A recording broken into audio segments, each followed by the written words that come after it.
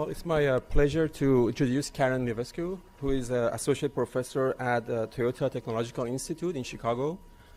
She got her PhD at MIT, and she's been working on very interesting stuff over the years, including articulatory feature representations, deep canonical correlation, and more recently on multi-view representational learning, acoustic word embedding, visually grounded speech modeling, and automatic sign language recognition. And today she's going to talk about acoustic word modeling. Great. Well, thanks a lot to the organizers for inviting me. This has been really great. So this talk is a little bit of an overview of a bunch of work rather than the latest and the greatest. I hope that'll be kind of an interesting sequence of things. And this is joint work with a bunch of people at TTIC and at Johns Hopkins and Chicago and IBM. These are the affiliations that they all had as of the time they did the work. But Herman has since become faculty at Stellenbosch. Wan Jia is at Google. Wei Ran is at Alexa, Amazon Alexa. Michael is no longer at IBM. Or maybe part-time, I'm not sure. Currently, but we hope to have. Okay. But he is down the street at NYU. Yeah. Keith, I'm not sure where he is. The current person doing most of this work is Shane Settle, most recently collaborating with IBM collaborators. Okay. Probably when you hear the term word embeddings, you're thinking about a representation of written words as continuous valued vectors. And these have sort of become ubiquitous in natural language processing recently for good reason. They make it very easy to quantify the similarity between words as a similarity between a pair of vectors. They can be used as pre-trained parameters in neural networks. They can be pre-trained on a large set of unlabeled text and then used for your favorite task. Some examples are latent semantic analysis, word-to-vec, GloVe, and so on. These days we also have contextual word embeddings, which I will not talk about in this talk. So this is just an example of part of the word-to-vec embedding space for a subset of English. And when we talk about word embeddings measuring similarity, what we usually think about as similarity is semantic similarity. So if we zoom in on that space a little bit, so if we sort of look at a corner of that space, and let's say we look at the word computer and look at its nearest neighbors, there are things like computing software, hardware, PC, and so on. So things that are semantically related to computer. What if, on the other hand, we wanted to measure acoustic phonetic similarity instead? So what we'd like, for some tasks, I argue, is a space that looks more like this, where computer would be close to things like composer, compare, competitor, commuter, contributor, and so on. Okay. And what if, more than that, we don't only want to know how written words are pronounced, but we also want to directly measure the similarity of spoken words? So we actually would like to take continuous word segments and represent those as vectors such that we can easily measure similarity. So now we can't really talk about a list of embeddings like we can for written words. Now what we really are talking about is an embedding function. And so that's what we mean when we say, when I use the term acoustic word embedding, that's what I mean. I mean a function that maps from a spoken word, like these, to a vector in some typically high-dimensional vector space. And by spoken word, I just mean a speech signal of arbitrary duration corresponding to a single word. And so now, again, rather than a set of embeddings, we're talking about an embedding function. So what are some applications of both of these things, both acoustic word embedding functions and written word embeddings that respect phonetic similarity? So one is spoken term detection. So in spoken term detection, we're given a written query, and we want to find examples of it in some search collection of speech. So we're basically wanting to find segments of speech that are similar to this query. So that's one application. I will not actually be showing results on this application in this talk. Another is query by example. We will be looking at some experiments on query by example. Here we're given a spoken query, and we want to find examples of the same word type in the search collection. And so this is very much like spoken term detection, but it's useful for things like open vocabulary search, or search in an unwritten language or low resource language, or some language where, or perhaps in multiple languages,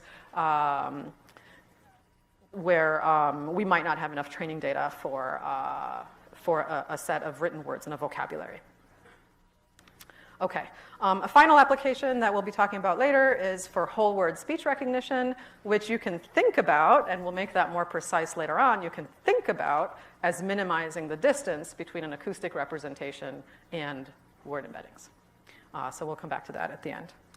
Okay, so that's kind of the setup, and the rest of the talk will have two sections, one on just acoustic word embeddings, so purely embedding functions of acoustics and their application to query by example, and then a second part on jointly learning acoustic and written word embeddings, which we refer to as acoustically grounded word embeddings, and their application to automatic speech recognition. Okay, so acoustic word embeddings. So this is where we go back in history. So our very first attempt, which we thought was the very first attempt at acoustic word embeddings, was in 2013. We later learned that there was a 2012 workshop paper which also did acoustic word embeddings, so we were not quite the first. And so our very first attempt, this was before everything had to be neural. So this was actually a template-based approach. So we took the embedding of a word segment X as a vector of its distances, DTW distances, to a set of template segments. So we had M template speech segments where M was roughly 10,000, and we would just write down a vector of 10,000 DTW distances between X and each RI, and then we would optionally reduce dimensionality. And the result would be a vector representation of the input word X. So before we evaluate, we should maybe think about what we expect from these embeddings. So what makes a good acoustic word embedding? So one obvious thing is, at the very least, same word signals should have similar vectors. So we want to factor out, at least for the types of tasks that I described, we want to factor out things like speaker identity, acoustic environment, emotion, all sorts of things like that. Maybe we would also like phonetically similar words to have similar vectors. Maybe we would even like these acoustic embeddings to represent semantic similarity. But for starters, we're just going to start with this very first question, which is, at the very least, we'd like it to be the case that two examples of the same word are close together and two examples of different words are far apart. So we'll start by testing that. So we start with basically a toy task or a simulated task, which is word discrimination. So in this task, we're just given a pair of speech waveforms, each corresponding to a word, and our task is to just say whether they are the same word or not. And so the approach that we take using acoustic embeddings is to take the distance between the corresponding acoustic word embeddings, measure that cosine distance, threshold that cosine distance. Above the threshold, we say different word. Below the threshold, we say same word. And then we can sweep that threshold and measure something like an average precision.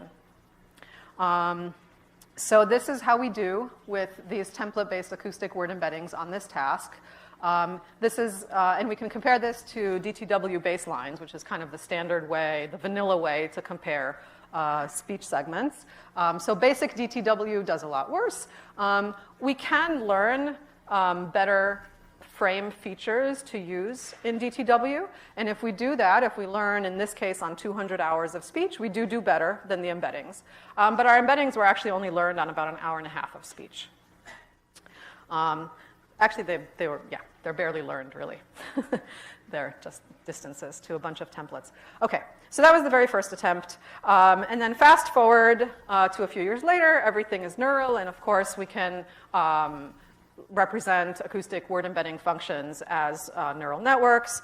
And so we looked at a variety of different kinds of neural models. One example is convolutional networks. So in this example, we take in the speech segment, In this case, it's represented as MFCCs, but the difference in performance is actually not large between MFCCs and, say, spectral features in this case. So take in the words acoustic feature representation, pad it to some fixed length, pass it through some number of convolutional networks, and optionally also some fully connected layers. And then the embedding is just the activation vector at the output of this network. We can do the same thing with a recurrent neural network, where we just pass in the features one frame at a time to a multi-layer recurrent network with optionally some fully connected layers at the end, and the output of that is our acoustic word embedding. Okay, so how do we learn this? So we assume that we have training data that consists of pairs of same word waveforms.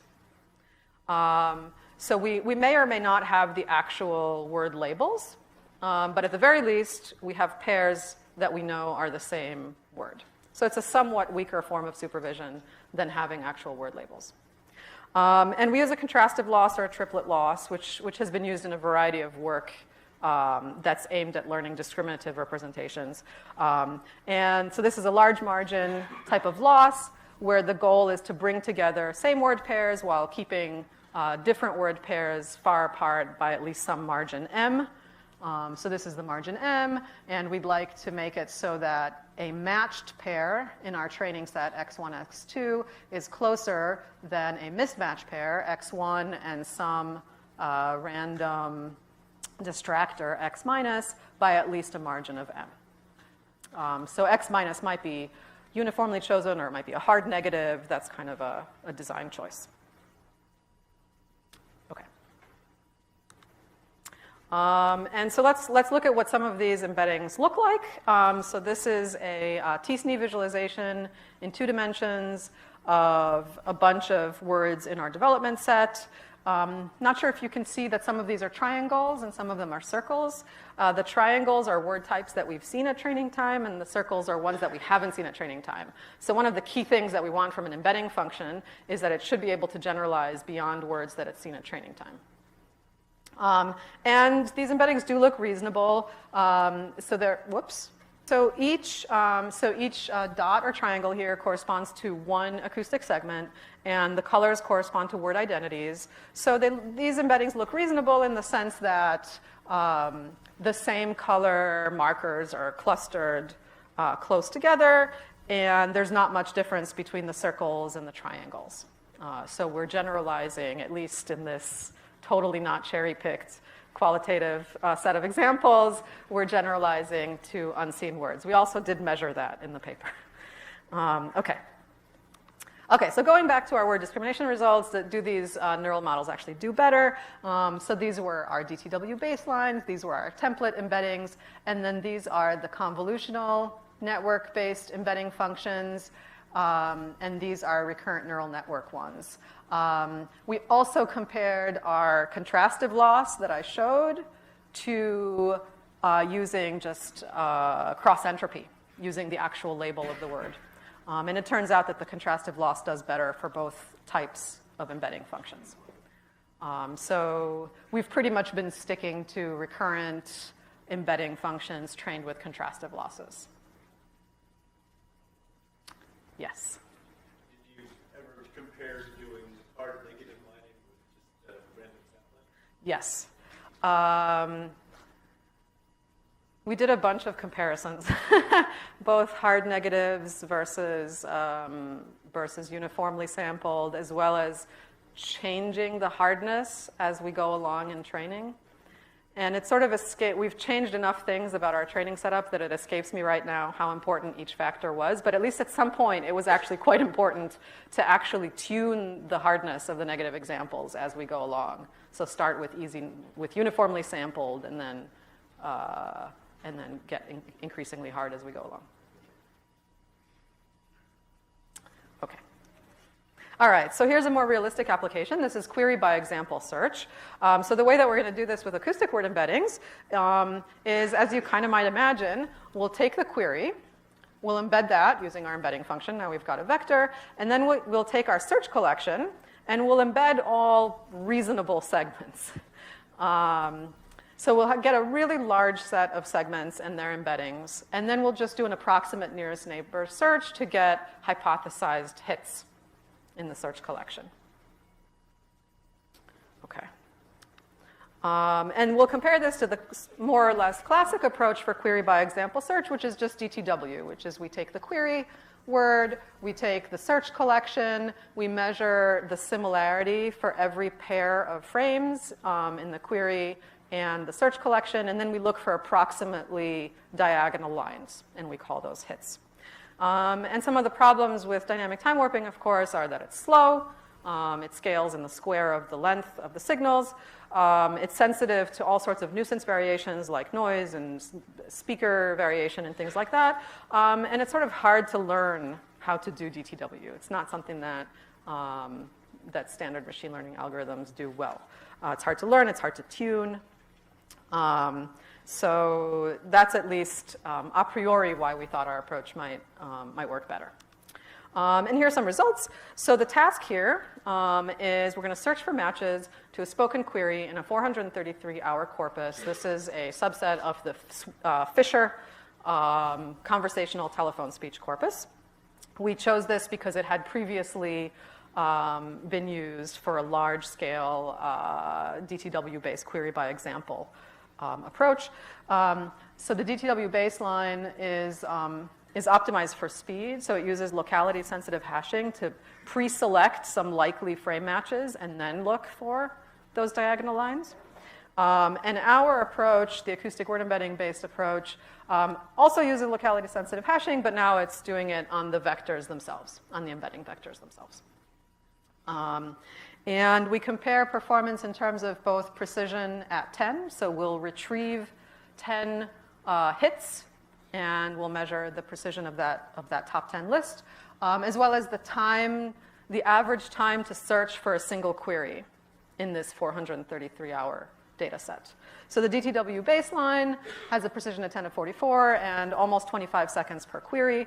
If we just use those very, very simple acoustic word embeddings, we can make that much, much faster and take a bit of a hit in terms of performance. Using the contrastive RNN-based acoustic embeddings, we can do much better, both in terms of in terms of precision at 10 and in terms of time. It's not quite as fast as the template-based acoustic embeddings, of course, but much, much faster than the DTW baseline. Okay.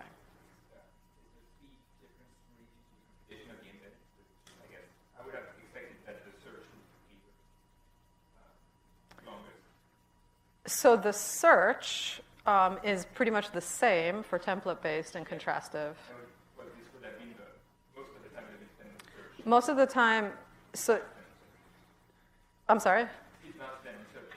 Yeah, of course. One detail that I didn't mention is that we do need to spend some time, some overhead in building the LSH approximate search structure. So that's something that we do offline before we do anything else, and it does take a lot longer for us than for DTW, but at test time, it's much faster.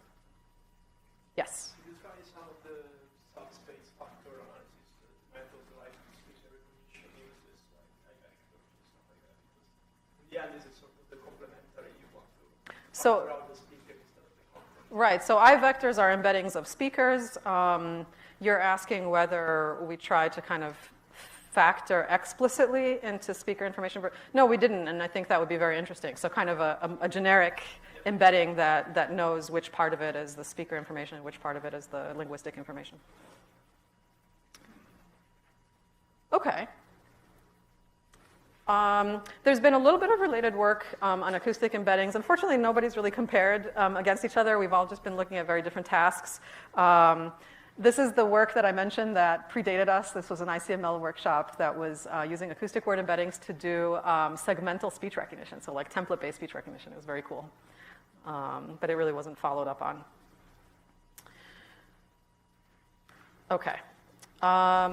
So moving on to the second part of the talk, so this is about jointly learning both acoustic and written word embeddings that are aware of the phonetic content of the word. Okay. So the reason we want to do this, of course, is because one reason is that we might be able to learn better acoustic embeddings by relating them to the actual written character sequence and not just to same different pairs. And another motivation is that some tasks actually involve matching up between acoustics and the corresponding written representation, like spoken term detection, which we can think of as query by text, and automatic speech recognition. Okay, so the approach that we're going to take is we're going to learn a pair of neural embedding functions. One is going to be an acoustic word embedding that takes a speech and generates a vector, and that will look just like the ones that I showed before. And then the second embedding will be what we call an acoustically grounded word embedding, which takes a character sequence and produces a vector. So this is also a parametric embedding function. We can use it to generate a list of embeddings for a vocabulary, but we can also use it to generate embeddings for new words that we've never seen before, just given their character sequence. And the way that we do that is fairly similar to what I showed before. This is sort of the multi-view extension, where one view is the written text, this is the input character sequences, and the other view is the acoustic realization. And so we learn two recurrent neural network-based embedding functions, G and F, such that the cosine distance between matched ones is small, while the cosine distance between mismatched ones is large. And so the loss looks very much like the one we looked at before, except now we have more choices, since we have two different types of signals.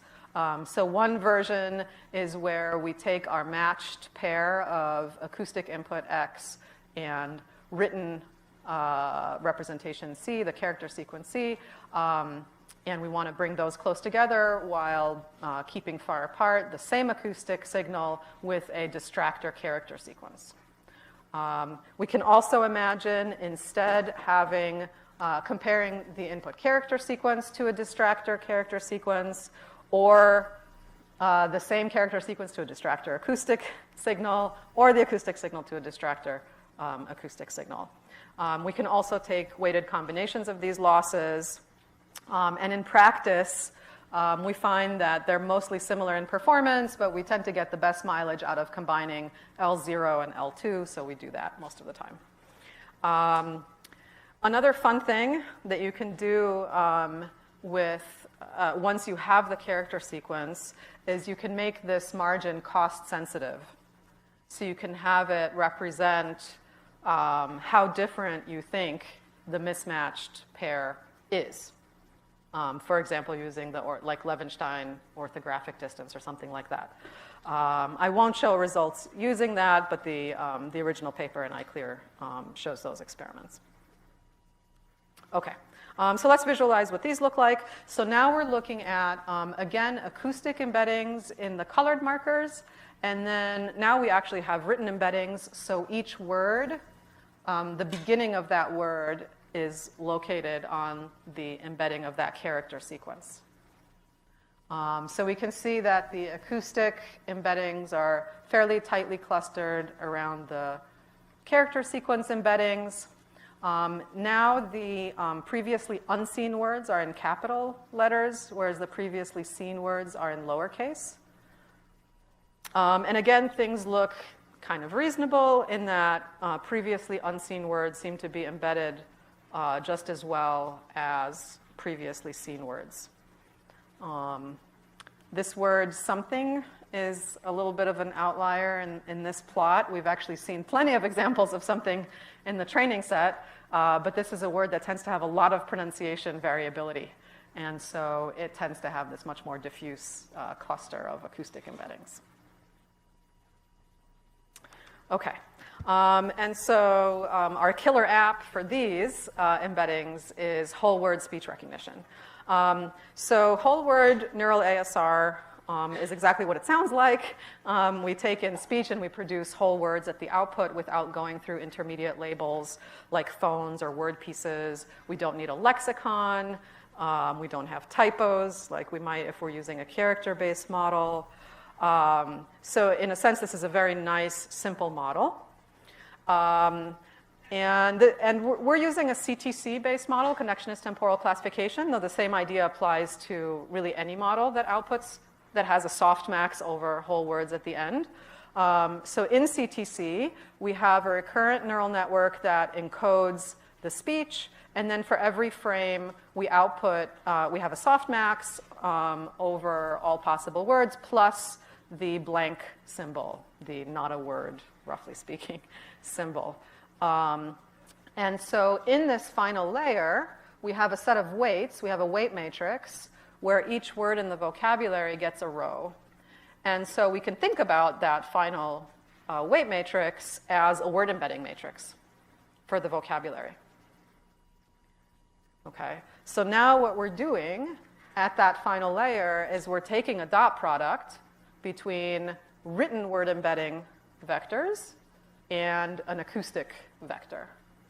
Okay, so this is exactly the setup that we've been training our embeddings on, roughly speaking. So one of the key problems in whole word speech recognition is that, of course, a lot of words are rare. The vocabulary is large. A lot of the words end up with very poorly trained weight vectors. So the idea here is to use our pre-trained acoustically grounded embeddings to initialize, to inform this final weight layer. Okay, as well as our acoustic embeddings to initialize the acoustic encoder. And since our pre-trained embeddings are parametric functions, we can handle arbitrarily rare words. We can even add new words that we've never seen in training to this weight matrix, which is something that we could never do with whole word CTC. Okay, so how does this do? So we apply this to the switchboard conversational telephone speech recognition task. This is the smaller standard task where we train on 300 hours. This was state-of-the-art-ish when it appeared. It no longer is, even for the 300-hour task. So now we're looking at word error rate, so lower is better. This is a baseline state-of-the-art IBM switchboard system at the time. This is what we get if we just take the top layer and don't train it. Just use our pre-trained, acoustically grounded character sequence embeddings. But we could also pre-train with those embeddings, but then let the model fine-tune. So that's a warm start, which does a little bit better. Or we could fine-tune while regularizing towards the pre-trained embeddings. So here we have an additional loss, which is the cosine or L2 loss between those final weight vectors and our pre-trained embeddings. And this result holds across different sizes of vocabulary, from 4K to 20K. And as a bonus, we can increase the vocabulary size on the fly. So for example, if we take this 4K vocabulary system, which will have a lot of out-of-vocabulary words, and every time the recognizer produces an out-of-vocabulary word label, we just re-decode that example with a larger vocabulary, just using our pre-trained embeddings. And that gives us an extra 0.6% boost on this result. Okay. We could do the same thing on call home, which is a very similar task, but has a little bit of domain mismatch with the training data and more speaker mismatch. The results are a little bit noisier, but in general, we tend to do best when either we initialize, warm start with the pre-trained embeddings, or warm start and regularize towards the pre-trained embeddings. Okay. And again, there's been some related work, some from IBM on spoken term detection, the one task that I didn't show any experiments on. There's been some work on sort of phonetically oriented word embeddings as a way of diagnosing speech recognizer errors. And there's also been some work on jointly learning acoustic and written embeddings for speech recognition. So there was some older work in a very sort of different tradition of segmental CRFs, which is not really comparable to today's models. There's also some cool new work from Facebook, from Ronan Colobert and Gabriel Senev and Ani Hanoun, basically doing an upgraded version of what we were doing. So jointly training the acoustic encoder and the word embeddings during recognition, and doing that for different kinds of speech recognizers. So that's very cool. Okay, so to summarize, we talked about two key ideas. One is acoustic word embeddings, which represent a spoken waveform as a vector, and what we call acoustically grounded word embeddings for written words that respect phonetic similarity. And these allow us to easily measure similarity between words, and we saw that they can improve performance on a number of tasks. So there's some obvious extensions. Joint training is one. Thank you, Colobert et al., for doing that for us. We can naturally extend this to multiple languages, where some languages might be lower resource and might especially benefit from the ability to parametrically embed words. We can imagine hierarchical embeddings representing smaller units than a word, larger units than a word. And of course, we can imagine going back to the NLP idea of embedding the semantic meaning. And there's been some initial work in that direction, not by us, but in general, there's been some initial work in the community in that direction as well. If you'd like to play around with these things, we have some code that we've released and some embeddings. These are somewhat old embeddings at this point. We're about to release, hopefully, an improved set of embeddings, but if you just want to play around with them, just visualize them or use them for your own tasks, they're there. Thank you. Thank you for your attention. I'll be happy to take some more questions.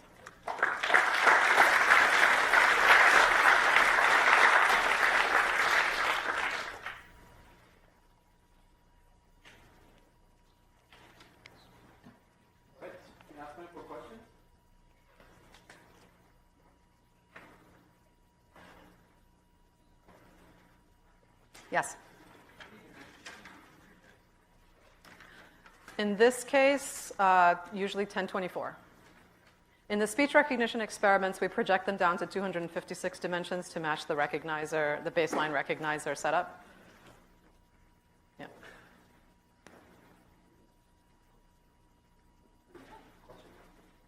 Thank you for the talk. I have a question about how do you handle word boundaries? I think word boundaries.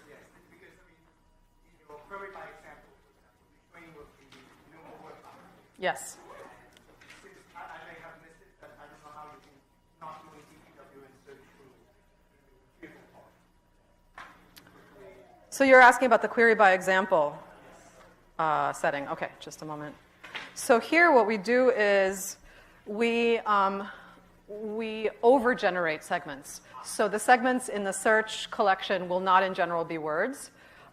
We just run a very simple voice activity detector, and then within the detected speech segments, we chop those up into all possible segments from, I believe, 50 to 200 frames, so half a second to 2 seconds. So it's a very, very large search set, yeah. So basically, you window through all possible lengths. Yep. And then you hash it. Yep, exactly. Yeah. Thank you. All right, so let's thank Karen one more time.